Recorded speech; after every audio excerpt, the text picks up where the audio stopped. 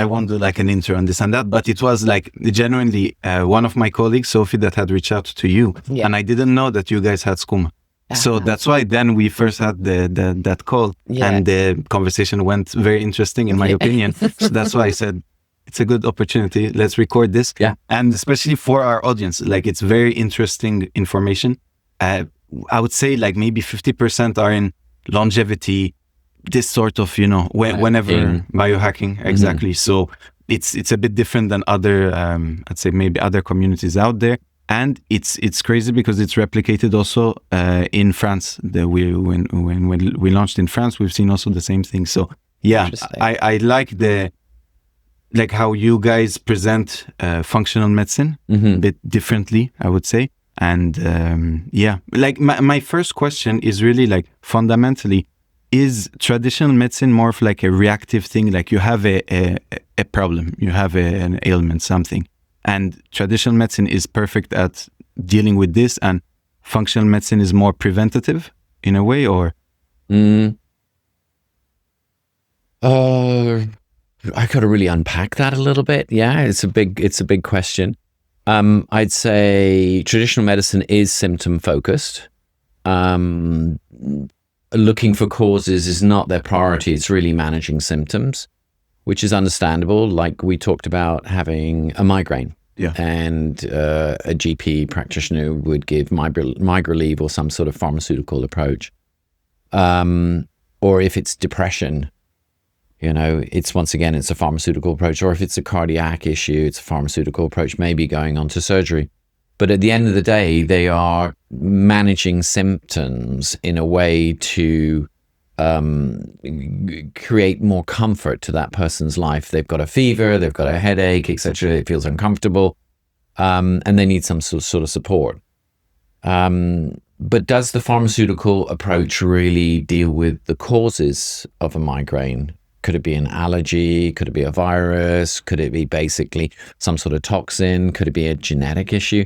No, it doesn't. It doesn't investigate deep enough as to the causes of what's causing a person's problems. So I do think, there's a stark difference between traditional medicine and functional medicine. Traditional medicine basically is a symptom sort of approach, whereas functional medicine, integrated medicine, is root cause. And there could be many root causes, but the thing is, it's this investigative approach, looking a little bit deeper, that's really, really key. So for example, like a chronic migraine, right? What would you look into, like specifically in their lifestyle? For example, if somebody comes with, I have chronic migraine every day after 5, I don't know, I have headache. I could put several hats on. I mean, I could put, as part of being an integrated doctor, I could put my traditional Chinese medicine hat on and go, well, in TCM, that would be liver and gallbladder problems, right? Or if I put my sort of naturopathic hat on, is it because there's some sort of mineral deficiency, or, they need some more vegetables or something like that? Or I could put my functional medicine hat on and go, okay, so what's happening in the blood chemistries? So, and you're looking for clues really, and I wear different hats, but at the end of the day, I'm always validating it with blood chemistries. So if there really is a gallbladder problem in traditional Chinese medicine, or if there's a chronic mineral deficiency in naturopathic medicine, I will always turn to the blood chemistries to really validate that theory. So, at the hard core of what it is biochemistry and looking at the way the organ systems are working. So traditional Chinese medicine says, hey, check out the liver and the gallbladder, try and support it on that level. And in terms of blood chemistries, you could actually see liver function tests, the enzymes that were elevated, or the total bilirubin would be elevated. And now, once you've made that sort of like root cause diagnosis, then you have to create a program that will help that client get rid of those headaches and those migraines. So liver supporting herbs, even deeper would be things like glutathione that helps with detoxification. We know that. And then also, on an emotional level, because liver and gallbladder is resentment and anger and rage. So then you'd have to ask questions like, how angry do you get all the time? Do you blow up? Are you a secret volcano, I mean, all of these play a role in the functioning of someone's body. It's not just organ function, it's mineral balance, it's blood chemistries, but it's also emotions as well. So, and if it's a female, you'd be looking at hormones function as well. When are the headaches happening? Is it cyclical? Can they break down their estrogens properly, or is there a fault in the gene code that doesn't allow them to break down their estrogens properly? And that would lead then on to high estrogens, endometriosis, polycystic ovary syndrome, etc. Pre-diabetes, diabetes. So yeah, everything's interconnected. I mean, everything is interconnected. We live in a world where everybody is trained or taught to be reductionistic, which really is helpful because we can, take something apart and say, well, these are the bits that make it up. This, you put these bits together, this is how it functions. That's one level, which is reductionistic. But the truth is those bits and pieces that make up things, they don't live in separate connections. They're connected. So ultimately, the universe is holistic. It is designed to be integrated and holistic. Yeah. And the one medium that connects it all, of course, is going to be water. That's it, yeah. That's it. Water is life.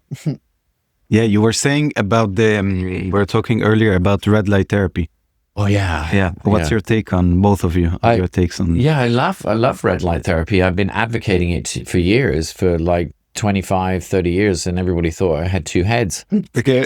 And then over the years, because having been in clinical practice now for 33 years, I've seen this, shift coming through, particularly in the last 5 to 10 years, where a lot of research has come out that infrared light, it works. It's totally validated scientifically. Athletes use it. People recovering from injuries use it. People who are just using it for well-being. It's really, really powerful stuff. The thing is with infrared is you have to think of it in terms of a light nutrient. It really is a light nutrient, just like ultraviolet light, but there's a difference because with ultraviolet light, from sunshine, half of the sunshine is infrared, half of it's going to be UV. The UV creates a tan, obviously, but through that tanning mechanism, vitamin D is created. So we can kind of surrogate the missing sunshine by taking vitamin D supplementation. But there's nothing that replaces infrared. Infrared is a light nutrient. You have to absorb it as infrared so that you can get those mitochondria working. So yeah, it's very, very valid. I love infrared. It does wonders for increasing people's mitochondrial and energy function. And we need it. We need it just as important as vitamin D for our bones, immunity, and dopamine production. If you don't have enough infrared, you can't power up these mitochondria. And I think Cath had an interesting anecdote about vitamin D, right? Yeah. Yeah, that was a good story. Yeah. Let's tell. So I'm from Barbados and have always been in the sun. Actually was raised in the era of no sunblock, so definitely raised in the sun.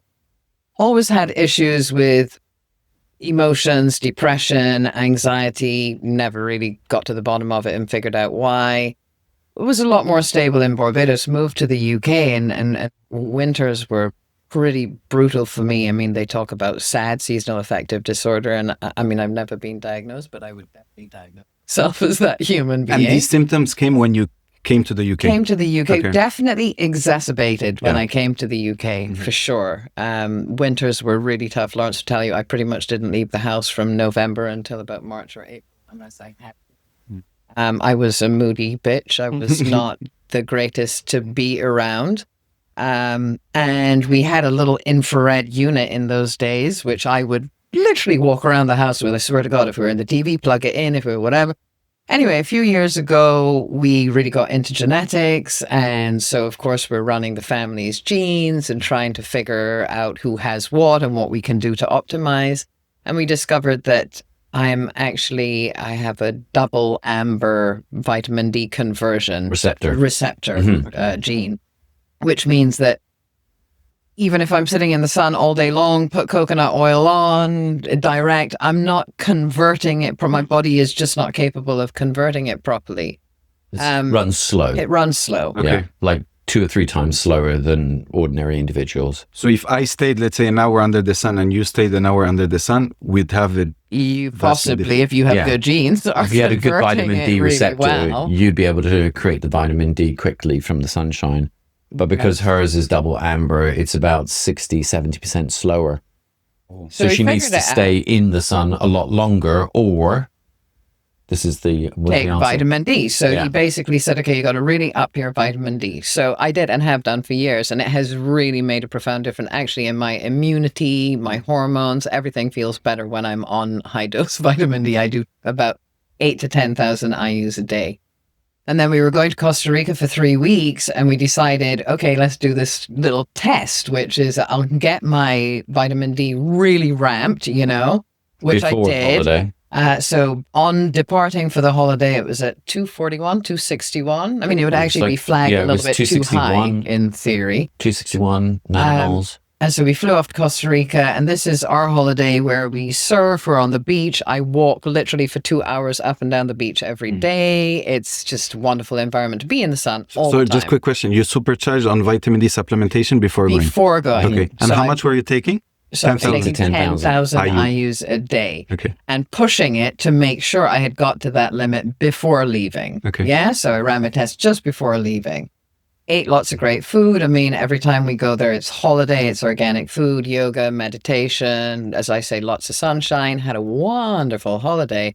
Came back and we ran my vitamin D 2 days after landing, 2 days. And actually we landed in pretty good weather. It was the end of August or beginning of September when we came back. And I had dropped by 100 points my vitamin D from not taking my supplemental vitamin D. Now, had I not checked that and left that going into winter now, I would be hitting bottoming out floor.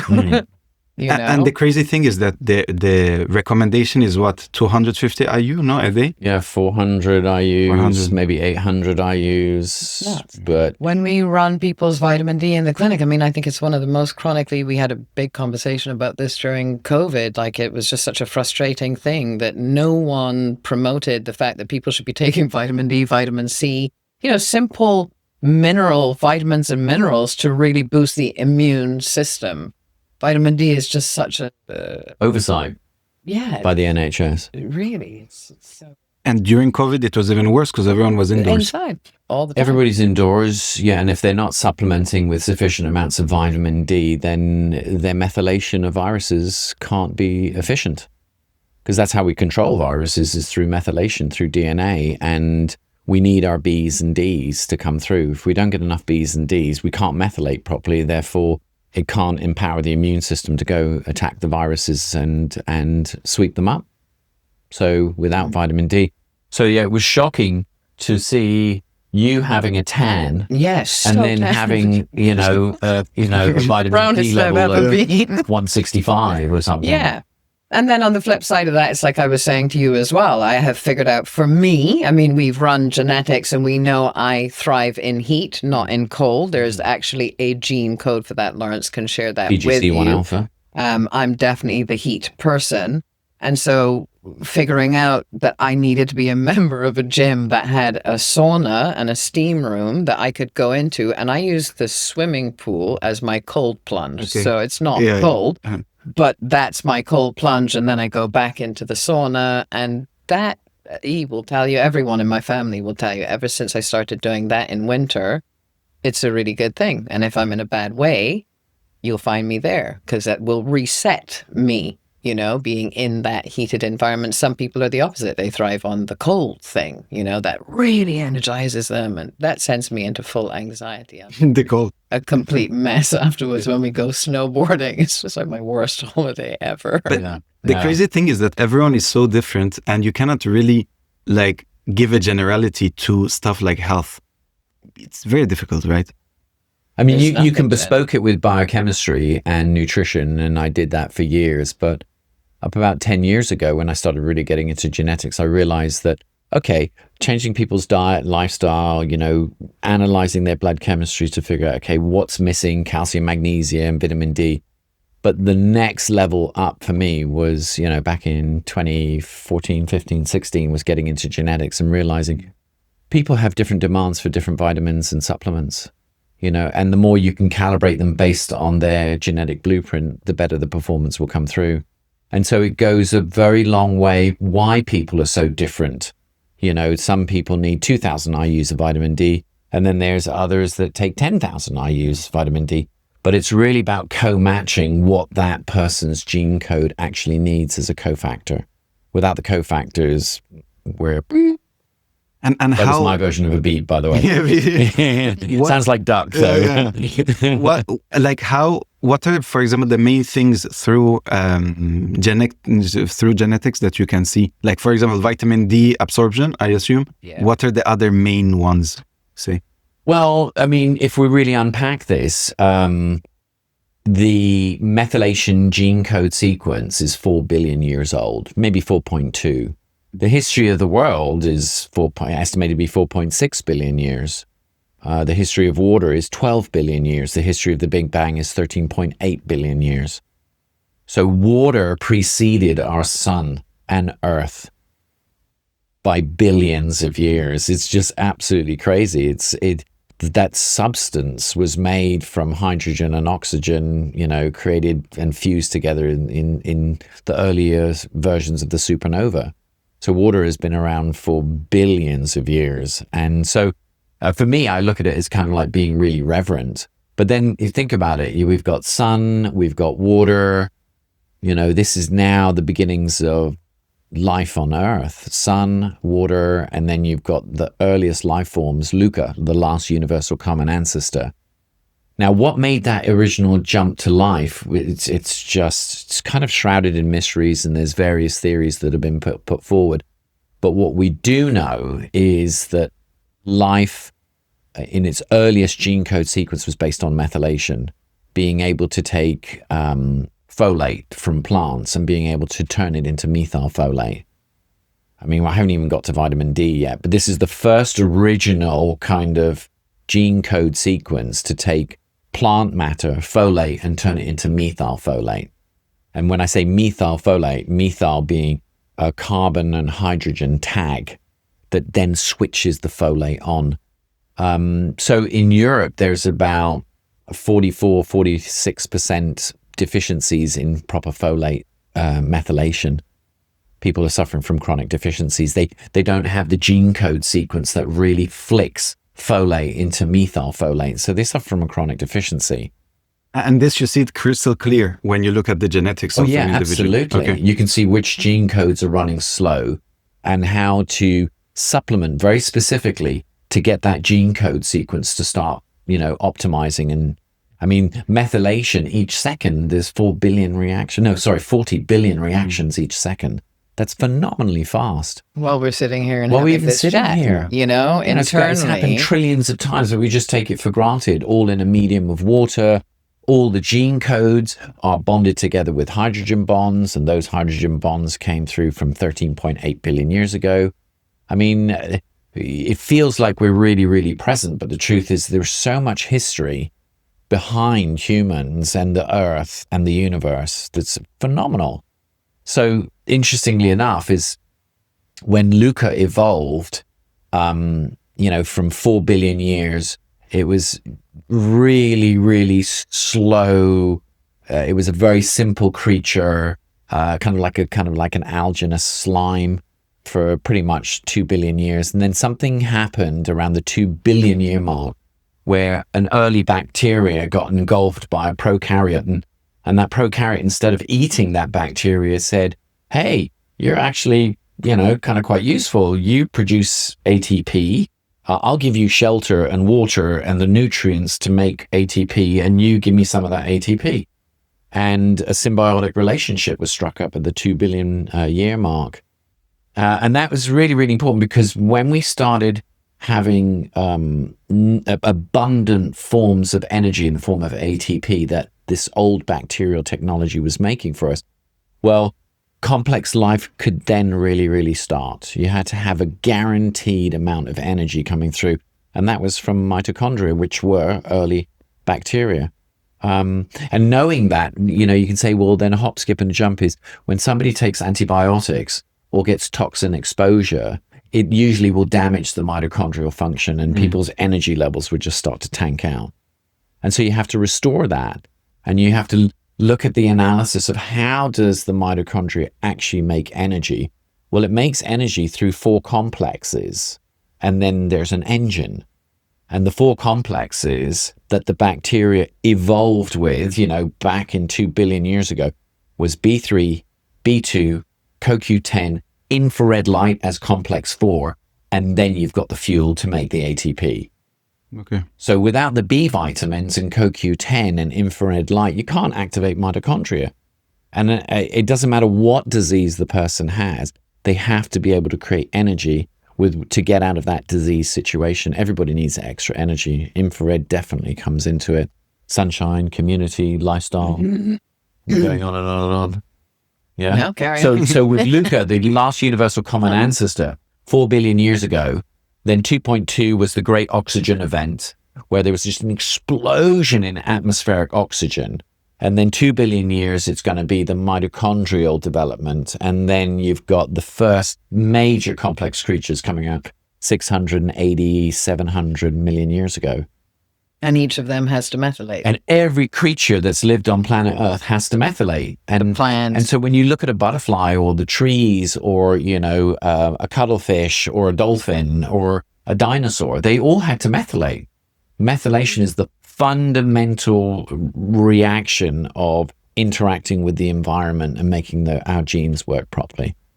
And if we have any deficiencies in methylation, then it will manifest as and this is what I was saying earlier, was a lot of people are invisibly letting their, dysfunctional gene codes determine how their life turns out. And so this is why a lot of people say, well, family, it runs in my family, heart disease, hypertension, autoimmune, it runs in my family, thyroid disorders, but when they say it runs in my family, it's definitely a big finger that's pointing towards this genetic component.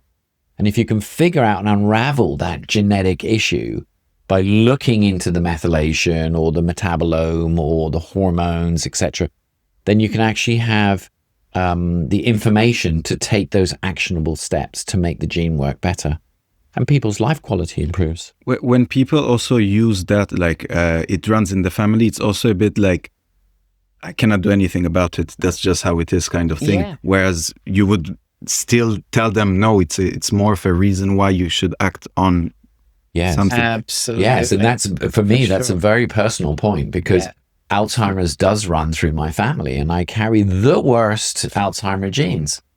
The same one that Chris Hemsworth, the famous actor, he's got some of the worst Alzheimer genes. And the truth is that my grandfather had Alzheimer's. I've got an epsilon 4,4, which is one of the worst ones. But the truth is, I then calibrated how bad would my Alzheimer's be at my age of 56, 57. And so I did a Lucent AD test to actually give me a scale of where I was between 0 and 100 to figure out how many of those amyloid and tau proteins had accumulated in my brain. And I only got a 27, which is really good. As long as I'm below 44, It's a score? It's a score to see how bad is the Alzheimer's. And I got a 27 out of 100. The lower the score, the better.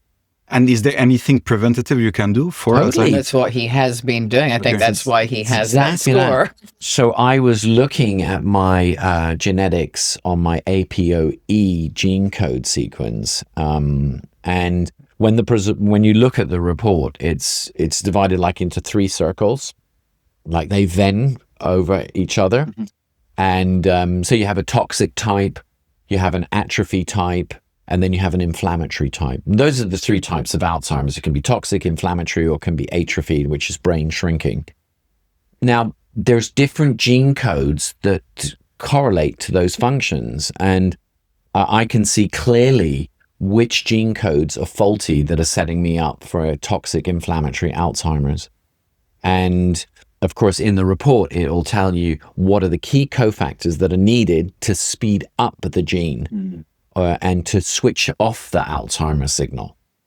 Like what, for example? Let's say for like avoiding gluten, dairy, and sugar, having curcumin, omega oils, B12, folate, glutathion, avoiding mold, avoiding heavy metals. So it all comes up into the report. And so, and interestingly enough, I've had other clients that have done the Alzheimer test, the Lucent AD, and they're younger than me. They're in their 40s, and you know they're at a 47 on the scale. They're already in the intermediate band of developing dementia. From where to where does the scale go?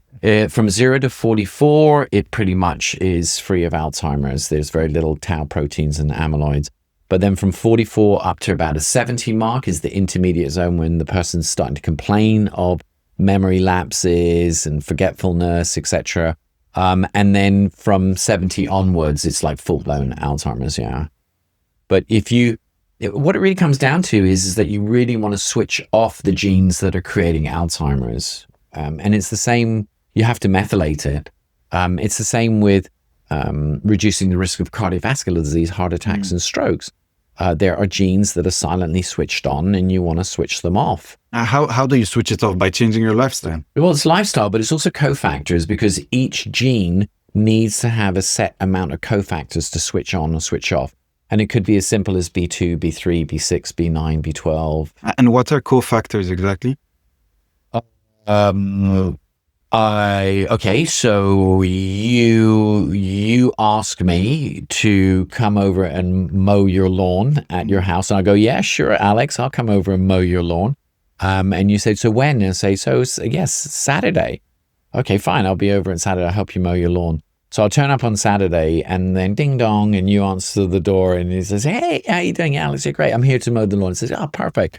And then I'm going to say, but Alex, I need a cofactor. I need the lawn mower and the gasoline to do the job. Okay, right? I get the analogy. Yeah.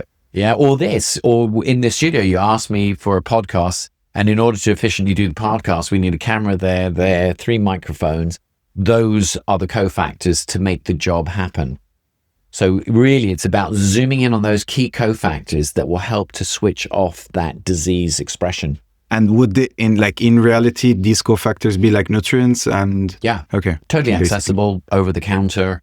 I think that is the key is these are actionable supplements that someone can take to help switch off disease-causing genes and to help promote longevity genes. And if you do that, then yeah, as you age, you just don't get Alzheimer's, you don't get heart disease, you don't get dementia, you don't get autoimmune, you can switch off predispositions to cancer, and it's really zooming in on that gene code sequencing and helping co-creating the reality. Mm-hmm. A lot of people invisibly live their lives completely blind to the fact that there are these invisible gene codes that are setting them up for certain diseases. In my new book, The DNA Buddha, I talk about this exactly, which is, that the DNA card deck is stacked. A lot of people don't know that they're carrying duff genes that are, blindly leading them into more stressful and more disease situations as they age. But with the DNA Buddha, I'm saying, look, you can co-create your reality and make a better reality by actually promoting and optimizing gene code function as much as possible. And then, of course, that involves chemistry, food, lifestyle, connection with community. Mm-hmm. And those are really, really important factors. I was just going to say, it's just a whole lot of stuff that this society has unfortunately made us forget. Mm. I think we all know that historically, when we didn't have all of this amazing modern society, people were a lot more balanced in their living, in their nutrition, in their exercise, rest. They ran on a really good circadian rhythm. At where we are at now in humanity, the stressors that are going on, the things that are hitting us from environmental to emotional, physical, it's a huge thing for the human body to try and deal with, where it's not a balanced playing field. Mm. So, people say, well, why can't I get this? Why can't I just do this with my food?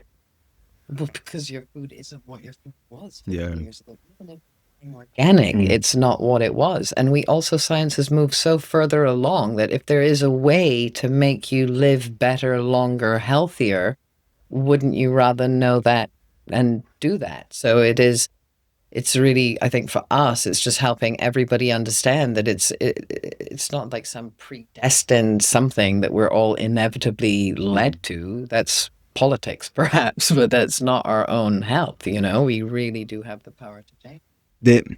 It's an interesting point on the nutrient deficiencies, like nutrient depletion on foods. That's an actual thing, right? Oh yeah, it's an absolute thing. Yeah, Studies. It's measured as in like a carrot 50 years ago. It's a very famous study that came through from Maas and Widdowson, which was a doctor and nurse, nutritionist practitioner. And what they did was they very, very cleverly, this is these two people were just so forward thinking. But what happened was that when they graduated from medical school, they decided, okay, so let's measure all the nutrients that are in the common foods that people consume, the meats, the dairy, the vegetables, and we'll do a nutrient density analysis on that. And this was somewhere like in 1946. In the US, right? No, in the UK. In the UK, okay. And and it was really based on, it was a UK population study. And what they realized, Maas and Widdowson, was that they had the nutrient densities just post-World War. And then about 40, 50 years later, they decided to repeat the study again so they could see what was the nutrient value between those two timelines. And pretty much the sweeping conclusions were there was massive soil depletion, over-reliance on fertilizers, the quality of the nutrients in the plants and the animals consumed basically declined anything between 30% and 70%. So it's a little bit alarming. And their conclusions in the study was that suffering, the general masses, if they're suffering from these chronic nutrient deficiencies, it's pretty much a setup for heart disease, neurodegenerative disease, autoimmune disease. And that more doctors should be paying attention to these nutrient deficiencies as a first stepping stone, rather than just saying, oh, don't worry about the nutrient deficiencies. Here, take these pharmaceuticals. Yeah. So in terms of nutrient deficiencies, what's the most, let's say, important in your eyes? Like we hear a lot of magnesium, for example, or what's the main, maybe one that you'd recommend people to take like as a first step in improving their health?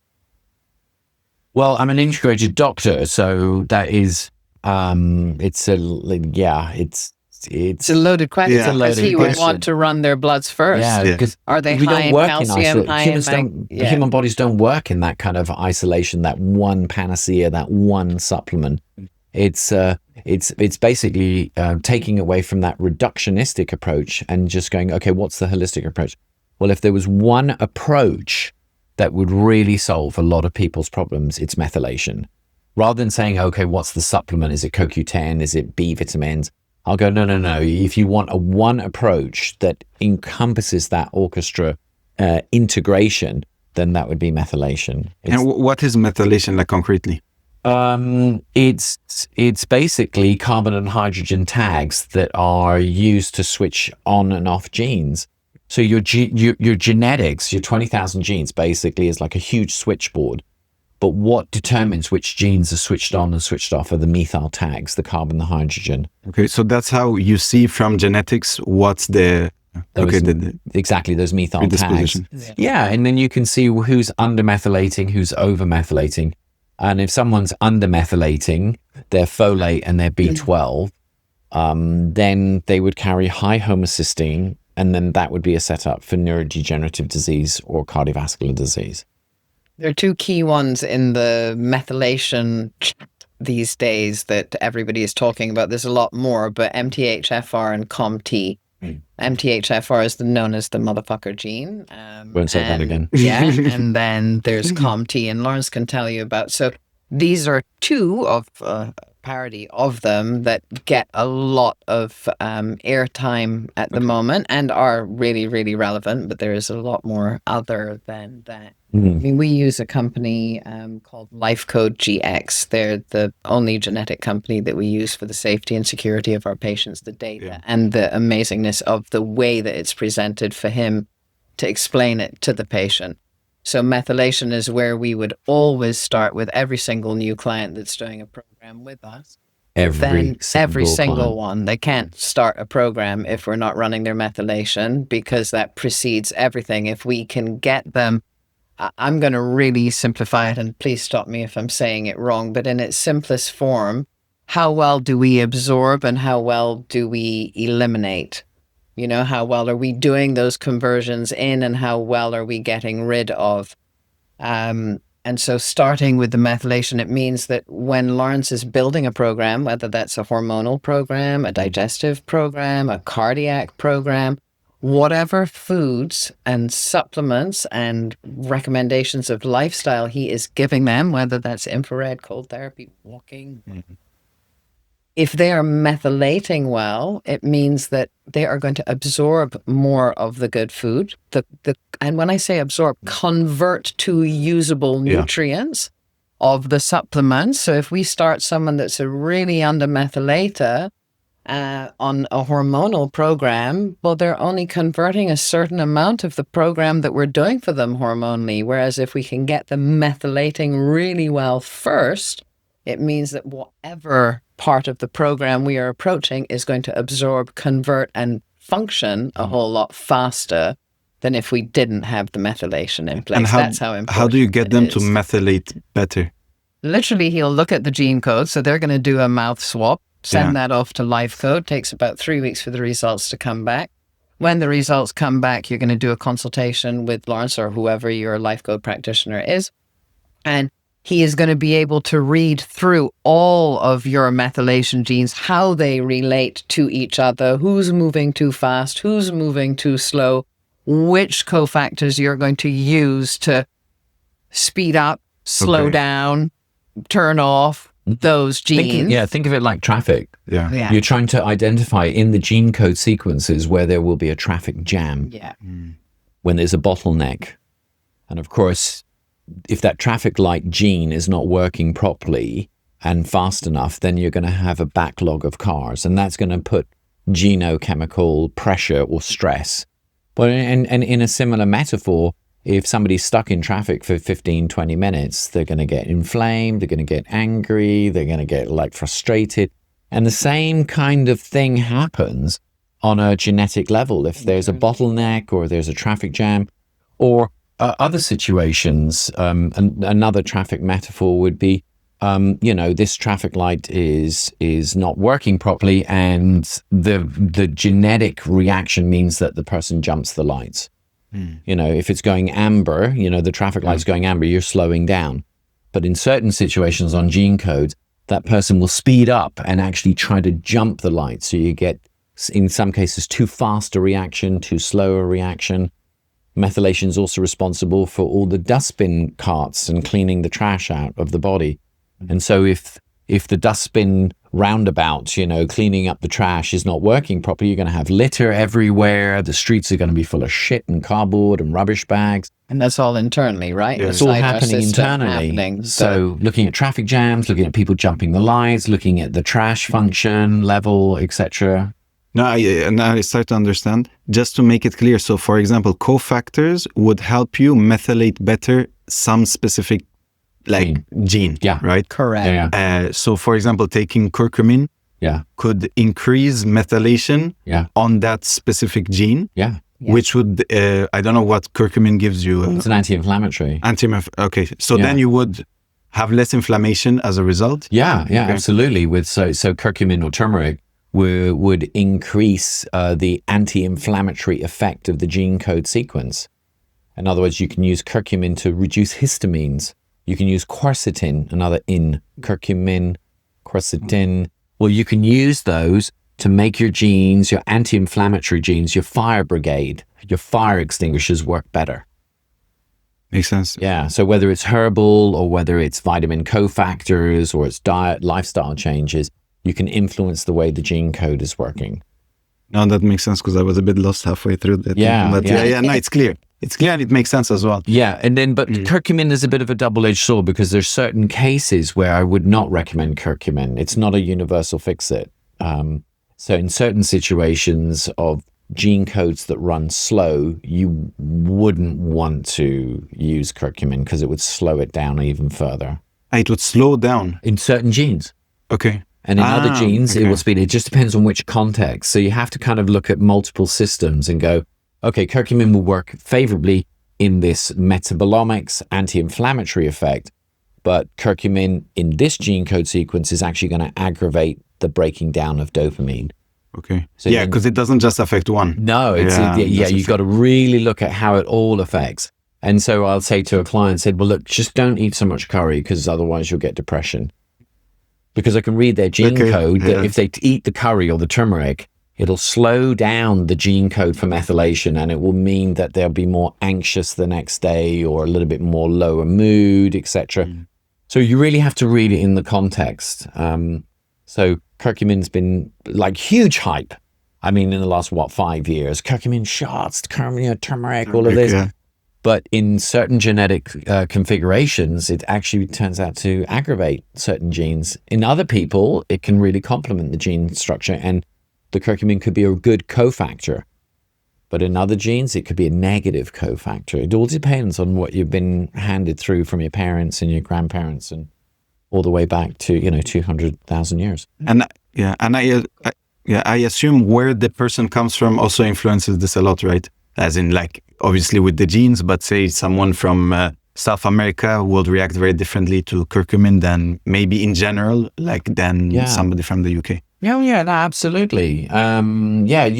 That's where the individuality comes into the bespokeness of the approach. Is we've all got different gene codes, and the better we can understand our gene codes, the more we can calibrate to co-create with them.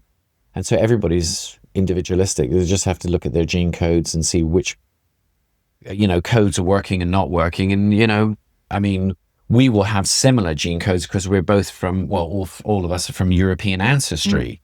But then again, we would be slightly different because having brown eyes was basically, 200,000 years ago. Having blue eyes was basically a mutation of the Black Sea around 15,000 years ago, BC. Could you, like as an experiment, if you see someone is from, I don't know, somewhere, like let's say Venezuela. Yeah. Is there any generality that you can take from like genetics from this particular region and say, if you take curcumin, it's really good for you? Yeah. Most likely? Yeah. You can, you could identify that. What's really interesting, having done it for so many years now, is, I'm talking to a client, and then, the gene for sunshine, is really sort of required. So vitamin D receptor, and that person is basically double red. And I'll be like, you seriously need to live in the sun. In fact, your ancestors seriously baked in the sun. That's why the gene is double red and it's double slow, because the gene code sequence is relying on you living in the right environment to get all that vitamin D to come through. Cath, it was double orange, no? Yeah. Double amber, Double amber. Yeah. Okay. But a double red. And having a double amber or, a red amber or a red is a setup for chronic dopamine deficiencies. And, in order to make dopamine that feel-good reward neurotransmitter, you actually have to build these feelings. If you want to feel good and if you want to feel rewarded and motivated and have good attention and focus, you literally, within your body, you have to be able to methylate these Lego blocks together. And they're physically like Lego blocks. And if you don't have enough vitamin D, or it's a slow transporter of vitamin D, you can't build the right amount of dopamine. So therefore, the person complains of insomnia, agitation, cravings, tendency towards Parkinson's, memory lapses, etc. Without sufficient vitamin D, you cannot physically build the dopamine to the sufficient quantities to get that person to feel really happy and healthy. And it's the same with serotonin, the contentment molecule. What really complicates things is modern humans have, made such a radical departure from the way nature actually designed things in terms of food choices, because 50, 100,000 years ago, all the food choices were organic. There were no chemicals, no antibodies, no engines were burning, nothing. It was a really clean, organic environment. And of course, our microbiome, the bacteria that basically live in our gut, were really healthy back then. These days, with excessive sugars and humectants and sequestrants and E numbers and processing of foods and ultra processing of foods, the whole microbiome of humans has changed for the worse. And it pretty much is a setup for, chronic bacterial overgrowth, parasitic infections. And that just becomes a further tax on methylation. And so we must, as future humans, we must start going back to eating the ways our ancestral programming was. I mean, the processing of foods, when did it really start? I remember post-World War II. So when you really think about 80 years of humans progressively eating processed foods, you can see the decline in health. The heart disease is higher than ever. Alzheimer's, cancer, autoimmune disease just going, whereas our ancestors didn't really have that. They were more likely to die not from autoimmune disease or cancer, but more likely to die from being eaten. From saber-toothed tigers, giant bears, giant sloths. But it goes to Kath's point, even if someone now says, okay, I'll go and buy organic food, it's not the same as before. So they have to supplement. They have to supplement, yeah. I've had this with a few clients, right? Yeah. Where they've gone in I know, I'm just going to do it all with my food. I'm like, okay, as a scientist, I accept that. And we'll do the before and after on the blood chemistries and see how that whole food approach actually works. And of course, they do get some improvements because they changed their diet, but can they actually fulfill what their genetic chemistry demands are is a completely different question. Then most of the time, they don't. I reckon even if someone's got a really, really perfect diet, they're going to still have to supplement 20, 30% of the time. Because it's just not in the vegetables. Okay. I mean, so even someone very fit, fully organic, eats everything, still would need to supplement. Yeah. Because they can't live a lifestyle that was 50, 100,000 years ago. They're still exposed to all these environmental toxins. They've still got plastic in their shampoo and their, phthalates, the plastic water bottles. Still around, going through our bodies. And our bodies weren't designed to break down those toxins. It's the first time that we've ever actually experienced that on an evolutionary level. The mass heavy metals that are being pumped out, the arsenic, the mercury, the lead, the cadmium. I mean, it comes as a great shock to my clients that you have to be very, very careful what chocolate brand you consume. If you choose the wrong chocolate brand, you're unnecessarily exposing yourself to lead and cadmium. And I mean, we're talking 200% over. Yeah, it's a good article on consumers. Yeah, I mean, consumerreport.org, lead and cadmium found in dark chocolate. Yeah, go check it out for yourself. We won't call names. I'm not going to call names, but you can see the brands on there. But you have to choose very wisely because if you're eating chocolate for satisfaction and happy reasons, fine. I mean, I totally agree with that. It's in most cases, it's very, very healthy. All those polyphenols, the cacao, etc. It's very heart-centered. It's beautiful. But inadvertently, that person could be consuming dark chocolate, which has been contaminated with lead and cadmium. And lead and cadmium will derail methylation 101. So there's one case of a girl that's been eating the wrong chocolate brand for the last 5 years, and now she's stuck in this under-methylation she can't get out. And it's more than just anxiety and panic attacks. It's actually, for 5 years, she ate the wrong chocolate, loaded her body up with lead and cadmium, and that's derailed her methylation. And therefore, she can't make the right amount of neurotransmitters. You have to methylate your serotonin to feel contented and sleep well. You also have to methylate your dopamine to be able to focus and concentrate and be attentive and have a sense of reward. But if something like chocolate, which is so insidious, is bringing in calcium, cadmium and lead levels, then that person is thinking, where's my ill health coming from? And, that person literally declined over 5 years. not knowing that the culprit was actually our own chocolate choices. Yeah, looking around the environment, what my stress, my life, my situation, not you know, one would never suspect that. And I mean, she was eating a healthy brand. It wasn't a terrible brand. It was organic. Organic as well. Yeah. Okay. But some of the heaviest contaminations of chocolate are actually from South American chocolate because of the Andes and the water runoff from the Andes picking up all the arsenic and the heavy metals, the lead and the cadmium, and it goes down into the cocoa fields where the trees are growing.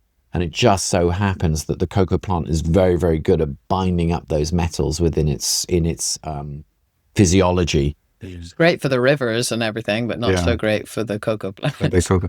But let's say African chocolate is actually got much lower levels of lead and cadmium, and particularly Tanzanian chocolate. Chocolate from Tanzania has a very, very low lead level and cadmium level, but it's a little bit more expensive. But then again, it's your health at the end of the day. I want my clients to enjoy their chocolate, but not to actually pickle their kidneys, their liver, and derail their methylation. Something we get a lot is people that say, I drink tap water, I've been drinking for 40 years and I didn't die from it. So what would you say to someone who says that? I would say that municipal tap water, I knew you were going to ask me this.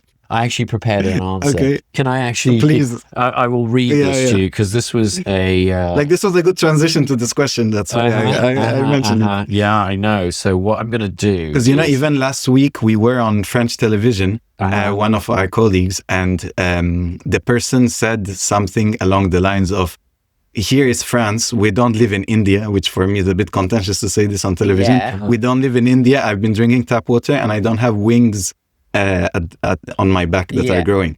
So Wow, it's a bit of crazy.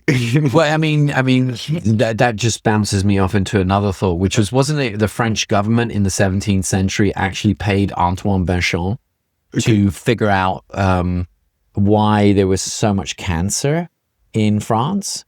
And then Antoine Béchamp basically said, yeah, I know why there's so much cancer in France. It's nothing to do really with the food or the environment or the stress. It's actually got a lot more to do with the quality of the water. And then there was a whole revolution in water quality in France. And that was all Antoine Béchamp's work.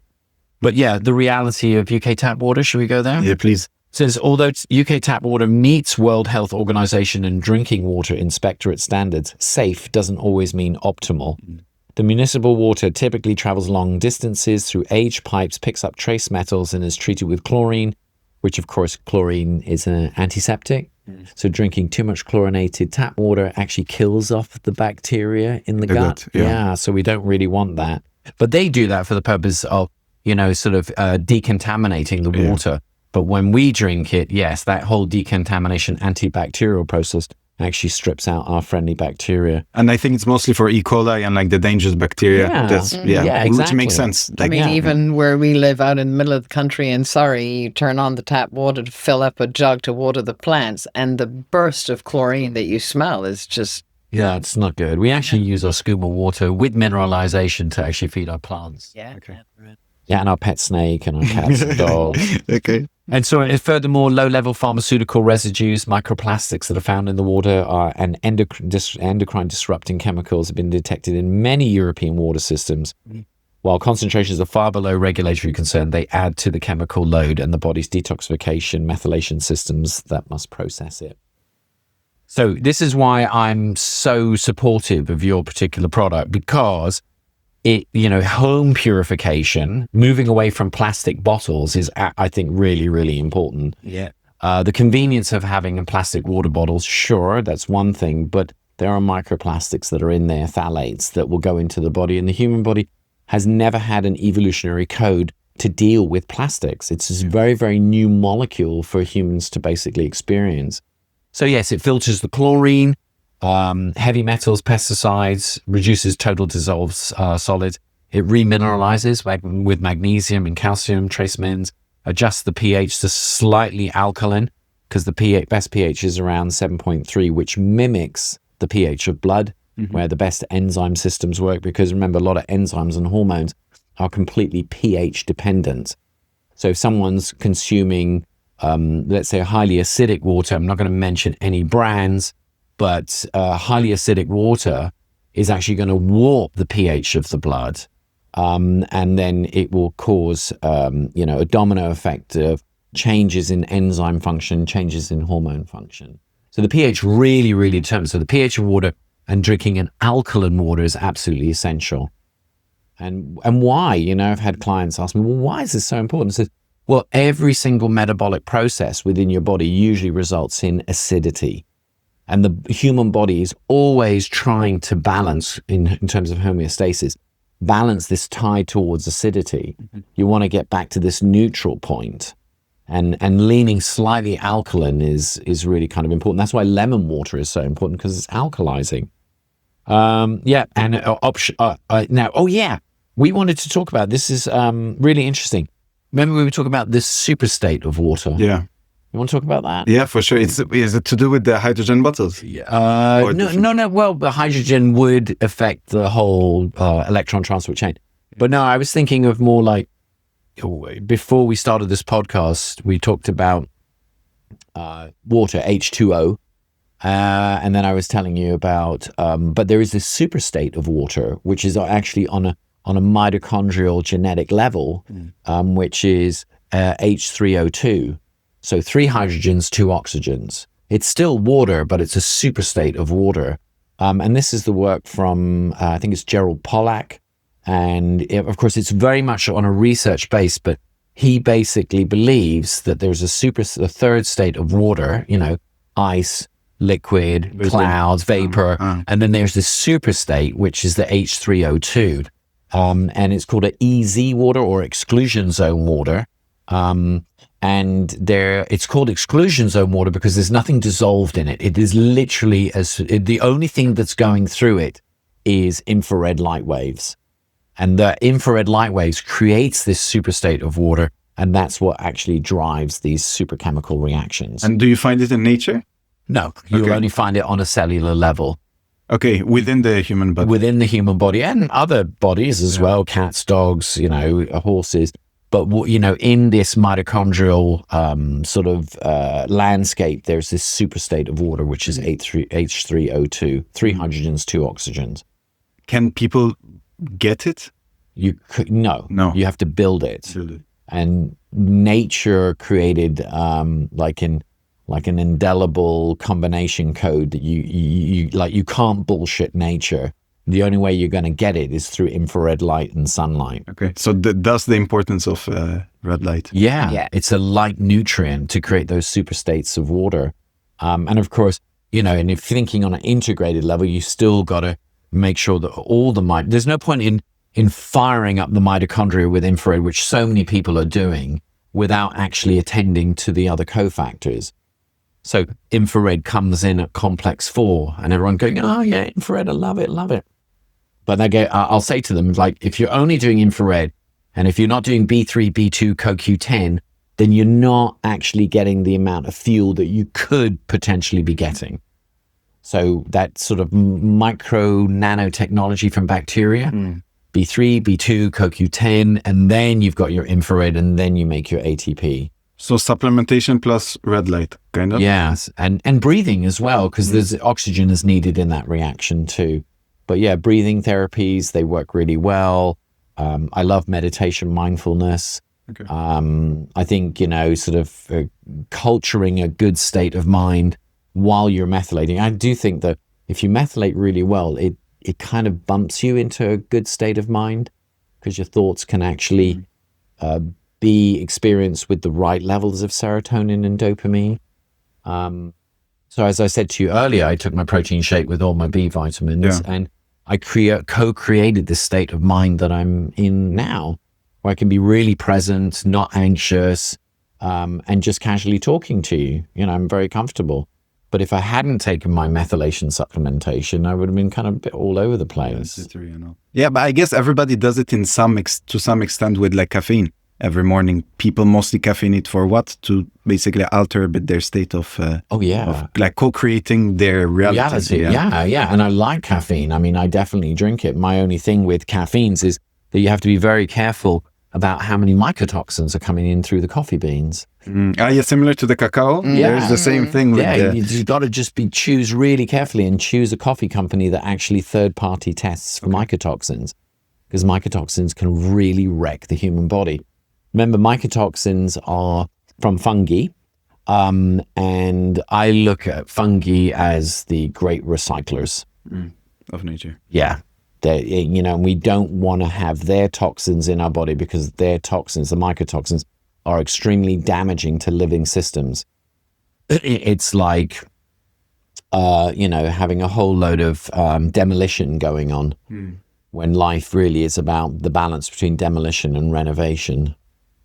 So choosing a coffee without mycotoxins, I think, is another one of those modern adaptations, same as the chocolate, choose a good brand.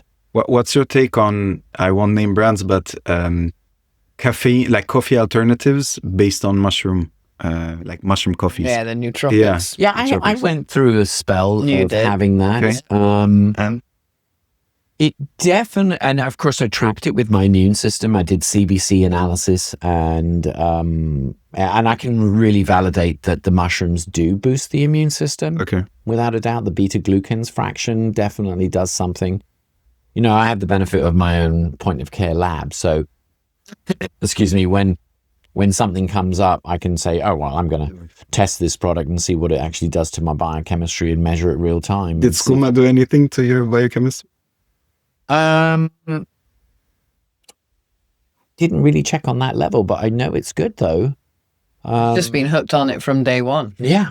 And there was what was the anecdote with kidney stones, right? Because that was what made you move away from tap water, right? Yeah. Well, back in 2010, I had this terrible episode of hemorrhagic dengue fever and leptospirosis. And of course, those kind of diseases really attack the liver and the kidneys, hence why I went completely jaundiced. But so the initial punch had been given back in 2010. And then when we moved to the UK in 2014, back to the UK in 2014, the area that we were living in was in the countryside, and the water was hard.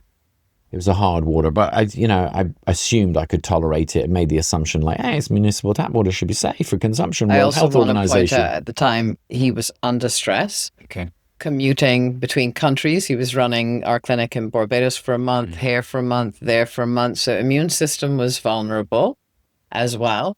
Wasn't methylating well. At that time. Yeah. So all the organ systems were not doing their job properly. He was under we had just moved our entire family from Barbados here. He was having to do this commute back and forth, probably drinking a lot of unfiltered water from wherever he was staying. Barbados has very hard calcium as well. Yeah, it's a limestone, Coralstone Island. And I think collectively that all that stress really sort of manifested in, creating kidney stones. And of course it was just awful. It was one of the worst experiences of my life. It was agony, with capital font bold, agony. And, and of course I quipped to say, thank goodness for morphine, because it really, really switched off a lot of the pain.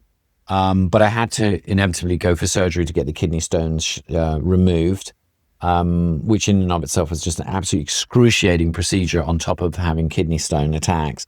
But it was good. It was resolved. And it was kind of interesting because the consultant urologist said, you'll be back. He said to me as I was leaving my last appointment, they come back, and I was never. No, I am never coming back here. That pain, I'll do anything to avoid that pain. And then I started really questioning, okay, so what was the setup? The root cause thinking. I was thinking, hemorrhagic dengue fever, leptospirosis, hard water, both in Barbados and in the UK, and under massive stress. So I reduced my patient list. I changed my water completely. In those days, he was so obsessed. We were distilling. Yeah. And then remineralizing through a 7-stage or 9-stage, I don't remember what it was, type of filter. But that was from the wife's perspective. Laborious. Yeah, it was really laborious. So I had always been begging him to find a better system. The girls at the clinic were running the same system that we were at home. distilling, filling it out. There's patients every day. You could only distill like 1 liter at a time, so it was limited and it was gravity fed. It takes like an hour. Takes maybe a bit more. It depends on how clogged up the filter is. But at the end of it, there was definitely the water was consumed faster than it could be replenished. Correct. Whereas we don't have that with Sküma. It's just water tap, water direct through the spout. Which is important. It's important because we turn over so much water in the clinic and at home. Yeah, so I don't remember. I think he bought it at the beginning of this year, and he was like, "I'm buying one for the clinic, one for home, slotting them both in." And immediately, as I say, all our animals, all the humans, everybody will go on to it. And Phoenix, actually, our eldest daughter who works in the clinic with him, she's like, complete water snob. Absolute. Oh, it's just absolutely shocking. And she can pick up which water, whether it's, bottle one, bottle, Sküma, whatever it is. And her boyfriend didn't believe her, and they did a taste test, and she was able to nail your water 3 times because it has this, it's refreshing, it's hydrating. Sometimes if you drink actually chlorinated water or excessively filtered water, it can actually just not taste right. Whereas we all find that with the Sküma, it just has, I don't know, it quenches your thirst. It's rehydrating rather. And there was also a sort of a consequence, like positive consequence we didn't realize when we first made Sküma, was that because the taste is better, people drink more water, and inherently already makes them healthier than with like tap water or anything else. And if you think like I'm just one of millions of people, like I don't drink any other liquid but water, and if I am drinking it, it's going to be a cup of herbal tea, which is the same water and the tea. So it's so important. I'm all day drinking jugs as I'm sitting at my desk of water. So it really is. The other interesting thing is going back to the topic of the tongue is you can definitely taste the difference in the water when the mineral switch is off compared to the mineral switch on, without a doubt. Yeah. Even my animals notice that as well. They don't listen? Yeah, so they don't really like it. So with the rehydration minerals in there, it actually alkalizes, and that's what's suitable for the body. It wants that alkaline water to come through. And once again, enzymes and hormones work much better in an alkaline environment.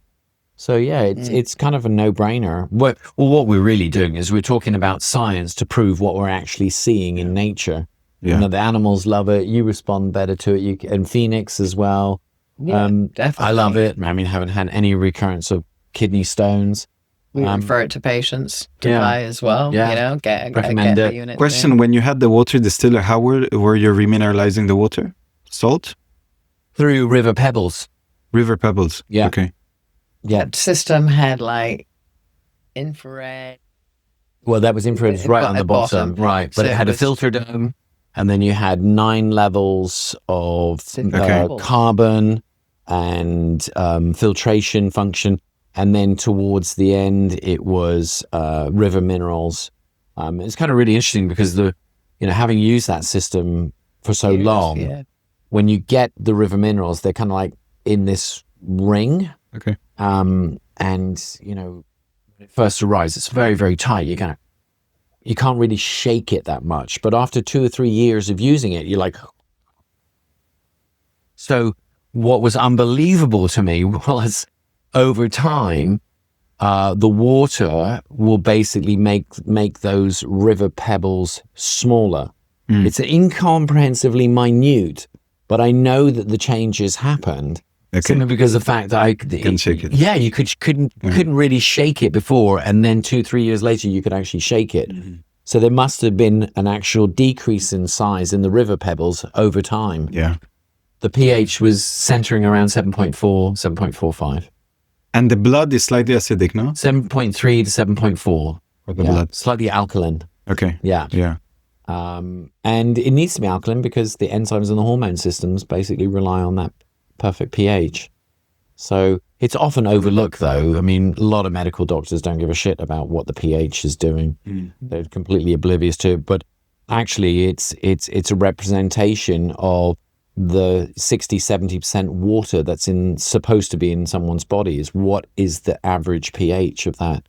And if they've got, alkalizing water, which is the way nature intended it to be, then they're going to be far healthier than consuming acidic water.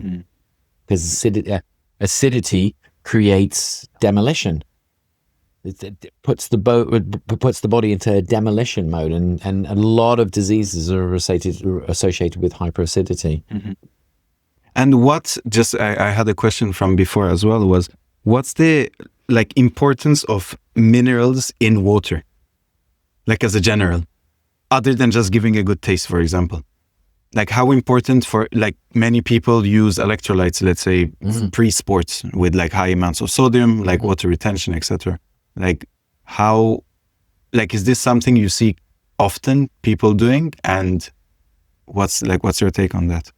Well, I'm going to unpack this. Having had direct experience of working with top athletes like Kelly Slater, Stephanie Gilmore, Jordy Smith, the electrolyte component was really, really important, because if you want to create good sporting performance, and especially in high-end competitive surfing, you're talking about nerve reflexes that have to fire really, really fast to make the takeoff of a 10 to 12 foot wave.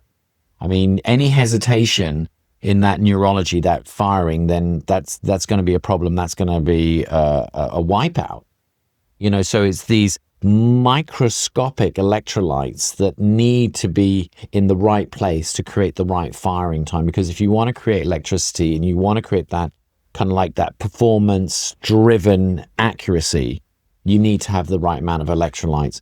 Now, what I would say to Kelly, Stephanie, and Jordy was in between heats, because each surf heat would be around 40 minutes, something like that. But in between heats, they would have to have salty banana, right? Sea salt with banana. They're just taking a banana and dipping it in Himalayan salt or sea salt. And potassium and sugar through the fructose. And so that would rebuild their electrolytes, but it would also restore the potassium demand that they would need in their muscles. And then I'd tell them, have some ginseng tea to tone up the adrenals, because the adrenals actually hold onto the electrolytes. If someone's got weak adrenals, they will pee out their electrolytes. And that means they're literally peeing out their electricity, their energy function. So good adrenals will allow the body to hold onto the electrolytes, and then putting the electrolytes in there with sea salt and a banana would be really advantageous. But that was kind of convenient for them, and it was easily disguisable, especially on a competitive circuit, because they're all looking for little edges and stuff, like who's doing what, and especially with the massive amount of focus that Kelly basically had, because he was gaining his world championships, 7th, 8th, 9th, 10th, 11th, and he was, he's being supported by the Maas Clinic to get those achievements. But electrolytes were really, really important. So we had to do it in the disguise of ginseng, a little bit of salty banana, all great. No one would think twice about it, but actually there was a strategy there that it was all in plain sight, but nobody really grasped it. Now what I do is I advise most of my clients to take Quinton, which is like plankton juice. It's a French product. Okay. Quinton, I didn't. Quinton. Really Of course. And this works really, really well. I think there's 78 minerals that are in seawater, and it's harvested seawater. It's really purified, and they hold on to that electrolytic balance, which is naturally found in seawater.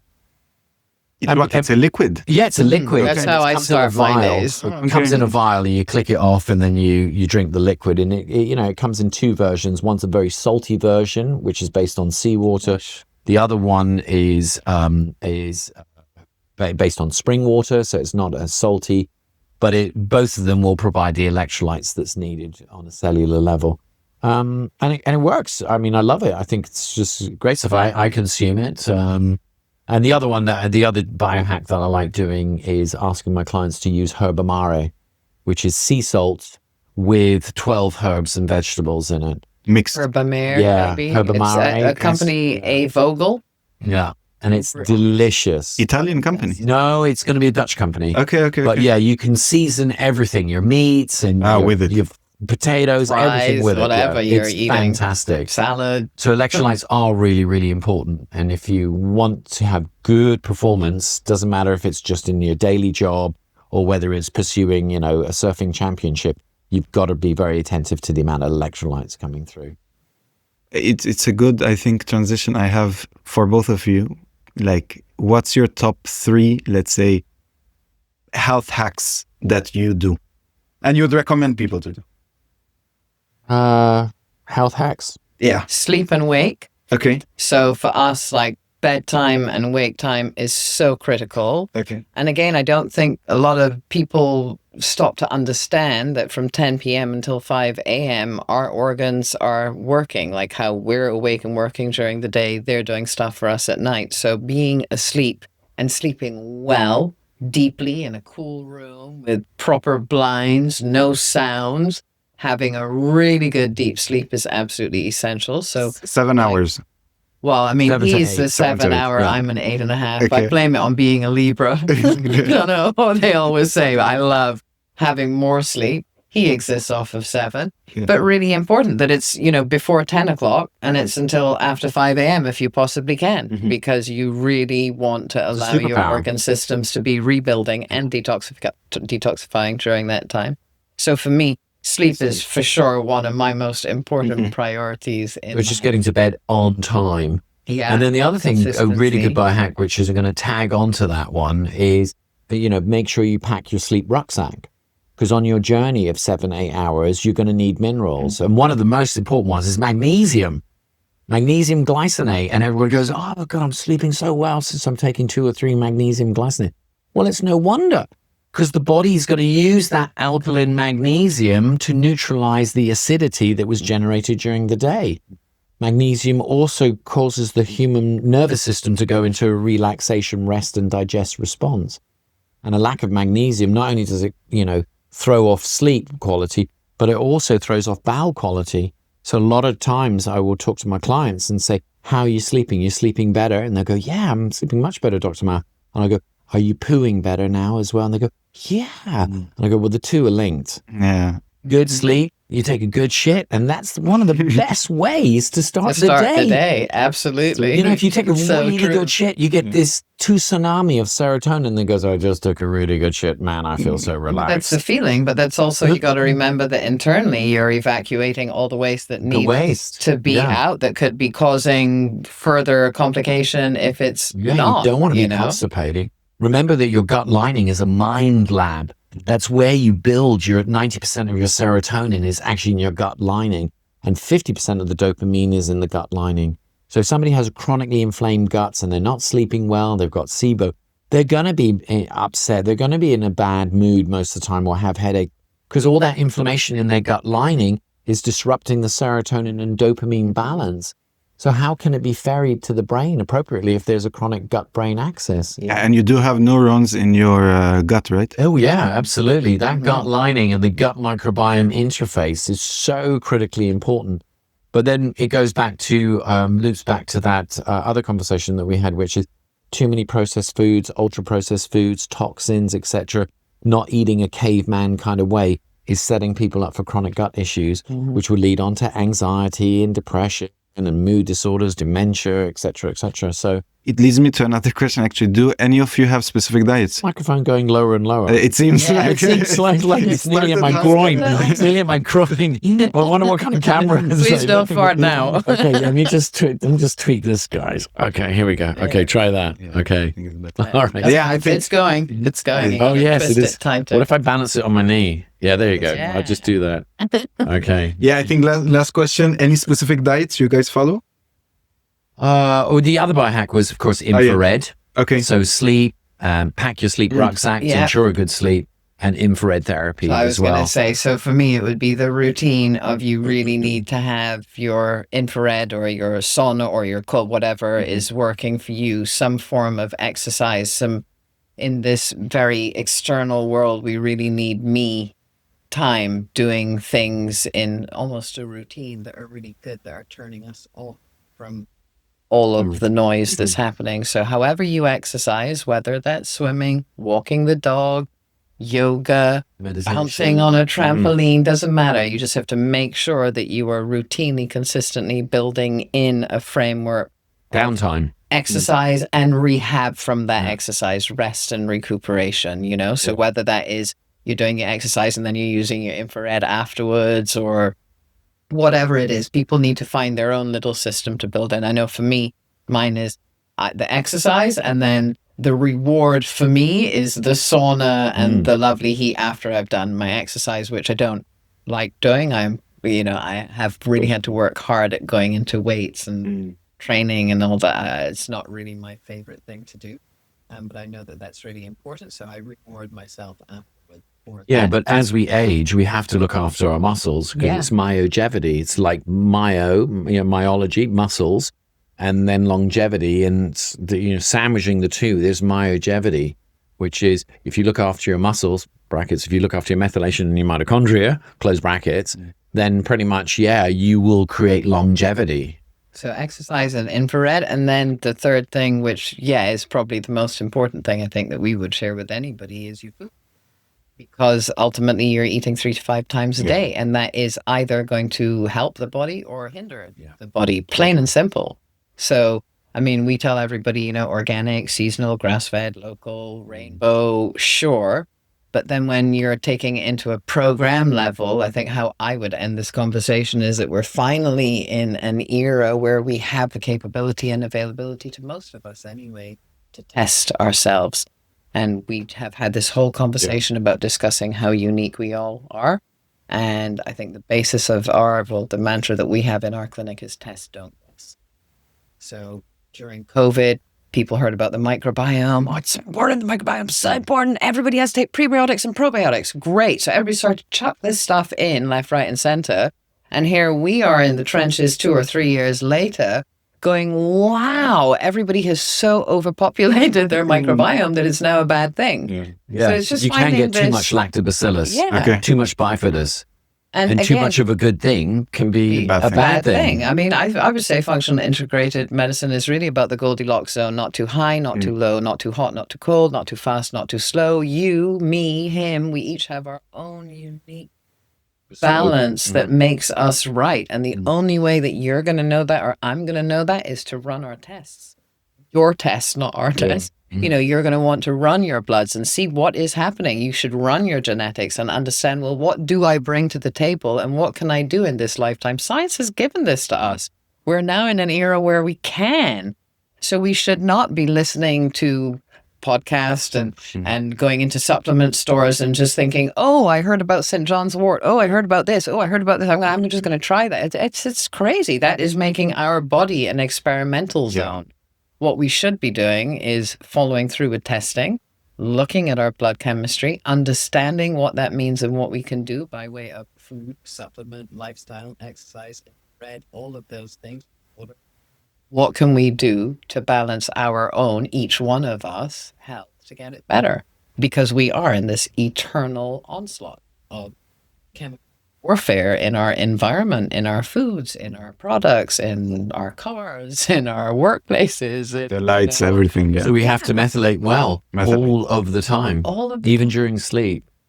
I mean, we've been doing this for 30 years, and I have definitely seen my husband have wonderful treatment results over that 30-year period. That's why as I was saying, we have families that have been with us for years and years. The results are really great. But what I have seen in the last, let's say, 7 to 10 years of him starting each patient's program with genetics first and then building the program once the methylation is working, means people are out of our clinic in 3, 6, 9 months less than they would have been. What would normally have taken me, 1.5, 2 years, now I can do in 6 to 9 months. And then they understand their kids better. And it's better because they see these genes and then they're like, oh. And also preventatively is like you cannot even know what the results would be in 10 years if you... This is it. Yeah. Absolutely, So I just think that we're just in this amazing age of science where we all have the potential to test and understand. There are thousands of amazing practitioners out there who can interpret data and help people really understand. I mean, I would just say, do your research, make sure if you're choosing a genetic testing company that you're really using somebody protecting you and your data and is giving it to you in a way that you understand how to use it. Benefit. Yeah, you wouldn't want that data to go to an insurance company that was insuring you, and then they suddenly said, "Hey, you've got MTHFR C677T. Okay, your policy's going up." Yeah. And I think with 23andMe or something, that when they went bust, there was a big scandal, right? Yeah, it really. And I mean, our kids for years begged us, "Oh, please, can we do an ancestry? Can we please?" Absolutely. No way, mate. No. But this type of genetic information is profoundly helpful for families. It really, really is. It's really secure company. They don't sell the DNA data to anybody. It's just. And I mean, they're not the only ones. That's who we work with. We've known Emma since she started the company, and feel completely bonded and committed to the way that they work, the level that they work. There are lots of other companies out there, but genetic methylation is something that everybody should look at. And there's lots of information out there. I mean, Lawrence has a series of YouTube videos on Instagram about methylation. What does it mean? I think it's like a 5-series video. 6. 6. There you go.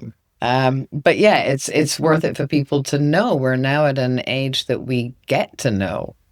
Science has given us that. You know, that's the difference between the allopathic or the conventional, as Lawrence calls it, and ours is that we now know that it's all connected. You know, when you go to your GP and he says, "Oh, well, you're going to have to see the endocrinologist or the gastroenterologist or the cardiologist," and then you have like 5 or 6 of these doctors that are all working on these different conditions supposedly that you have, but none of them are talking to each other. But internally, all your organ systems are talking to each other. It's true. So it's just really important that people stop to understand their systems. That science has now taught us that we are one huge integrated phenomenon. System, and we shouldn't be looking at any one area without looking at all the other areas that play in this things together. Yeah. Someone who has a headache doesn't have an aspirin deficiency. But aspirin deficiency. Okay. No, there's some other inflammatory mechanism that's coming through that needs to be investigated. It's like we watch a lot with kids as well. It's so sad. You've got a mom or a dad calling in. Just don't. There's angry and they're this and they're blaming little Johnny, you know, like it's all little Johnny's fault. I want to do something to help him, and we have to say to them, this is not little Johnny. This is little Johnny's biochemistry. But if we just fix that for him, you'll find that your child is a completely different. Like, you can't hold that against them because it's not their fault. They don't have the power to change it. But if you do change it, and then you see these people that have kids that are now willing to go back into school. I mean, COVID was a horrible thing for kids, neurodivergent kids. It's MTHFR challenges that messed them over, you know, and that derailed methylation to the point that even little young people agoraphobic, couldn't leave home, couldn't talk, couldn't do, you know, all different forms of things. And you just, their methylation pathways, and we shuffle it back in school. Happier than ever, doing their things, you know. Little Johnny has turned into the nicest little kid around. And I think that for us is the most rewarding thing, is seeing these people coming in battered, broken, you know, broken. And then they leave whole. Despondent, have been told such horrible things by the medical fraternity. And they leave 6-9 months later, like stars, trajectories heading out to like potential is their path. You know, it's beautiful, absolutely beautiful. And your water is part of it. It's all part of it. It's all connected. And this is what we're saying, is that it can't be a supplement or a water filter or an infrared machine. It's not. The whole thing. Yeah, it's all part of the whole. But definitely, you know, to anybody who's listening, is just like move away from plastic bottles. Yep. You know, and make your own water at home where you've got total control and you've got the quality and you can remineralize. But just get away from the plastic, because the phthalates, basically, on an evolutionary level, we don't know what to do with it. And it completely clogs up our methylation ability. So if somebody can be self-responsible, create their own water that they're going to consume for that day without using plastic bottles, it not only improves their internal environment, but also improves our external global environment. Less plastic, less microplastics in the ocean, et cetera, less diseases. Yeah, so I think every household should have a Sküma, just like every household should have a massage bed. Every household should have an infrared light panel. I mean, these are the things that are actually conducive to good living. Absolutely. 2 things I learned today: methylation, Yeah. cofactors. Yeah. 2 main things. Good. Yeah. Good. And then the third thing is methylation Yeah. then bridges onto mitochondria. Okay. And then there's the infrared light that comes through Yeah. water and the oxygen. Yeah, but methylation bridges to mitochondria. And then the cofactors are all through methylation and through mitochondria. A lot of them are B's and D's, though. Okay. A lot of it's just B's and D's. It's just getting the right amount of Yeah. B's and D's for what you need. So, like for me, I wasn't very disciplined before. They're all in liquids, so I just fill it, takes off. Yeah, I'm just going to do a vial. Ran my bloods. Thankfully, we do have the lab. And I said, what the hell are you doing? And I'm like, oh, I'm just dropping a vial. She's like, well, are you crazy? Like your genes of this, you have to calculate. You shouldn't be doing 4 drops of this or 24 of this. So it's not a man, like it all works. It works. Vitamins work. If you're buying good ones, they actually work. So you can't just be chucking them in randomly thinking, oh, let's see what cocktail I make today. You know? You can handle it. Yeah, it's really, it's not a good thing. So test, don't guess. No matter how you're doing that. I mean, there are places like Randox, you could walk in and do your own blood testing. It's like COVID has really shifted things. So the human out there can be a lot more empowered and should be a lot more empowered. They should be making it their priority if they want. You know, the traditional Chinese medicine doctors, they say that in quotes, and it was one of the quotes was, "Why build a well when you're thirsty?" Kind of like health. Yeah. Right? Yeah, it makes sense. You got to stay healthy all the time, not just wait till you're thirsty and then build. It's too late. I think I said it to you as well. And I don't hate to say that it's ever too late, but you know, if we have a patient that comes in to see us and they're having little issues, it's very easy to get them back into function. Yeah. If we have a patient that has been going through this for 5 years and they've now been diagnosed with, you know, whether it's a cardiac challenge or cancer or an autoimmune, of course, we can work with that patient, but it's going to take so much longer to get those systems back into optimal. So we shouldn't be waiting on the disease to go, oh no, let's backpedal. For a crisis point, Yeah, we should be saying, how am I at now? Yeah. But I think that's what to do. Antibiotics are so popular because I have this going to solve. Yeah. So it's like, fast. It's like the quick, That's delusional. Yeah, historically, I mean, I've had lots of clients, especially female clients, that have had to do repeated rounds of antibiotics because of chronic UTIs. It's the same approach, antibiotic and then some clients are taking 6 rounds of antibiotics. I mean, just to clear up a bladder infection. But it's not really the answer, is it? If it really was bacterial, then the first or second round of antibiotics would have cleared it all out. Something else is going on. And that was really interesting that there was a very famous nurse, functional medicine nurse called Ruth Chris, who back in the 1990s discovered one of the reasons why, 2 of the reasons why women, as they were aging, were more predisposed to UTIs. And she correlated it to methylation disorders, particularly when she connected the dots. 100% of her chronic UTI sufferers carried a CBS gene that was too fast, in this case, jumping the lights, right? Like, jump the lights. So the CBS gene was too fast and the vitamin D receptor was too slow. And it made sense. Okay. For all the UTI sufferers. It was more like it wasn't the bacteria that was the problem, which is the way the medical doctor approached it. It was more to do with genetically they weren't methylating. Yeah. And then she started working deeper and says, right, so it's a fast CBS gene and a slow VDR. Why could that set someone up for chronic bladder infections?